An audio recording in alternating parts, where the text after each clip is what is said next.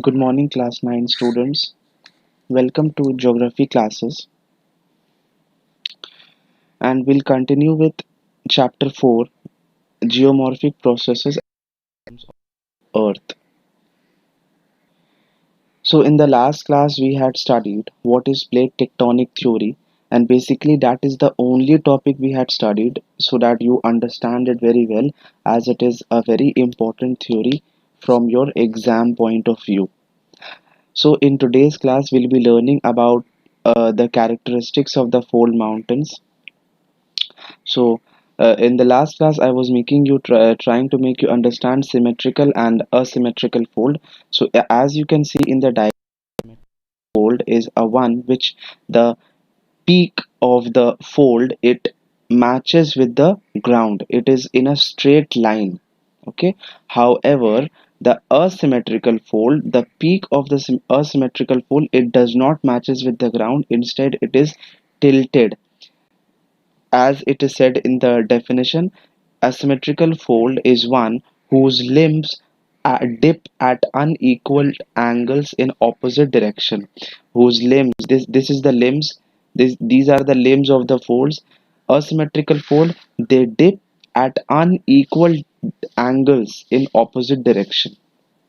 If you see, all the limbs are in opposite direction.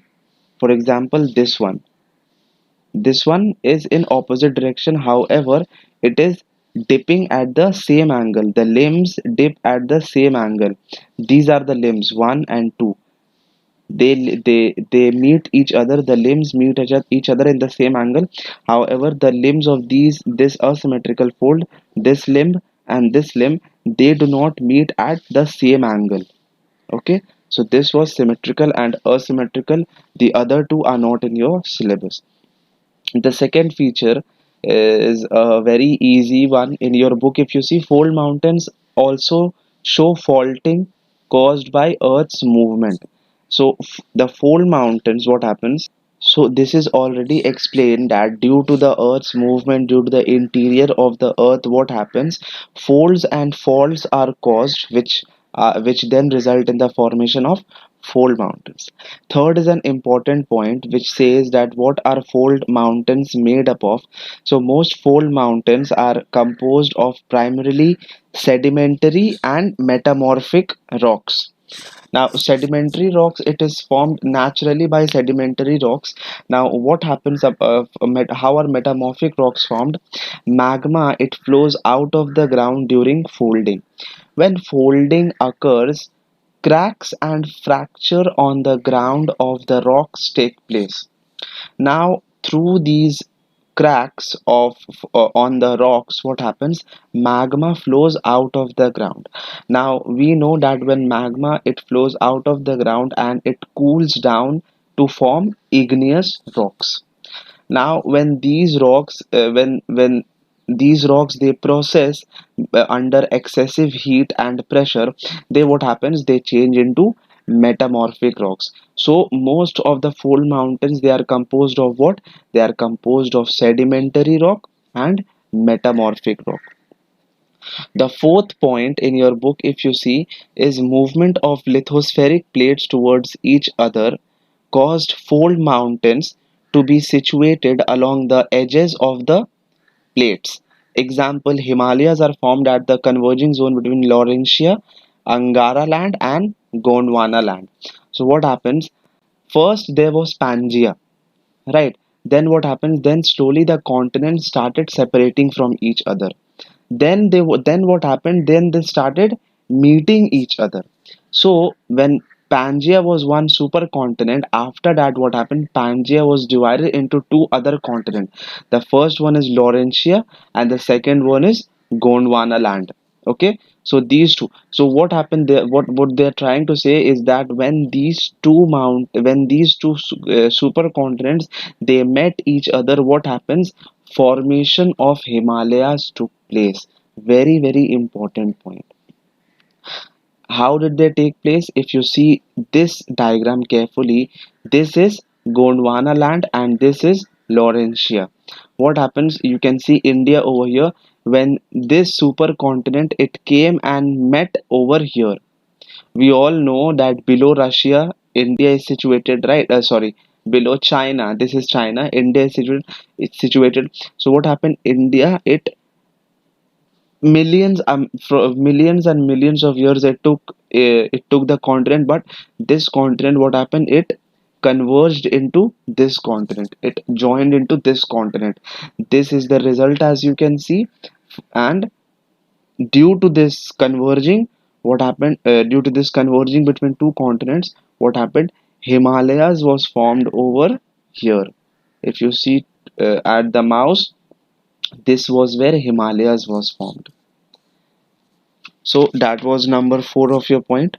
uh, these were the characteristics of fold mountains, and some of them were very important. You can be asked separate questions on that. For example, how was the Himalayas formed? So you have to say Himalayas was formed when Angara land and Gondwana land converged at the at one point. Okay. Next, we have types of fold mountains. We have old fold mountain and young fold mountain.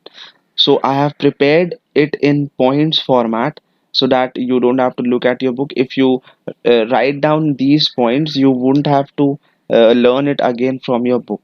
So first of all, young fold mountains, they are of recent origin, and old fold mountains, they have been formed long ago.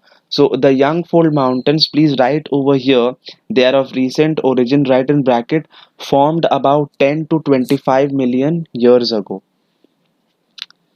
Right, formed about 10 to 25 million years ago.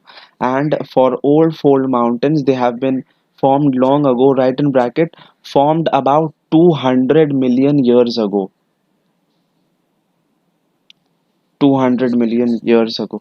Another point which is not written over here, which is important, is that under young fold mountains, right, they have an average height of about 3000 meters from the sea level. Yes, they have an average height of about 300 meters from the sea level. Next, under Old Fold Mountains, right, they have an average height of about 1000 meters from the sea level. They have an average height of about 1000 meters at sea level, from the sea level. So you don't have to write the second point because it obviously says that young fold mountains are higher than old fold mountains. So second third is most of the young fold mountains have pointed peaks. So now the reason why the height is more, obviously it says that why, because the peaks of young fold mountains are pointed. Now why are they so pointed? Now because these young fold mountains, they were formed recently, and these fold mountains, they were formed a long time ago. So what if a thing becomes old, it becomes eroded, right? Due to climatic changes, what happens? These old fold mountains, they have eroded. The peaks have eroded. They no longer have pointed peaks. However, young fold mountains, they are formed recently, therefore they have pointed peaks. So if you see, these mountains generally do not have pointed peaks due to erosional activities of exogenic forces. Exogenic forces means the geomorphic forces that take place outside of the earth's surface, affecting the landforms of the earth. So they have rounded peaks. Second last, they have steeper slopes and deeper valleys. And old fold mountains, due to erosional activities of the exogenic forces, these mountains have gentle slopes. So steeper means they are very high, means it's very difficult to climb these mountains. However, in case of old fold mountains, what happens, the steep is not very sharp, the steep is not very high. You can walk on these mountains, you can climb to the top of these mountains.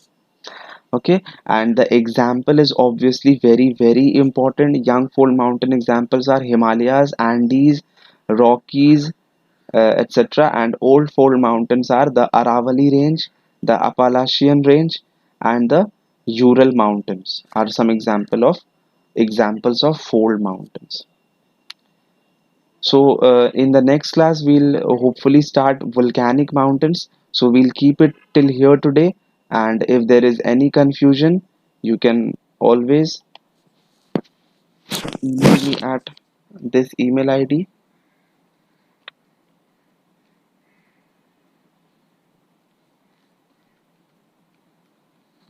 So that will be all for today, and thank you and have a good day.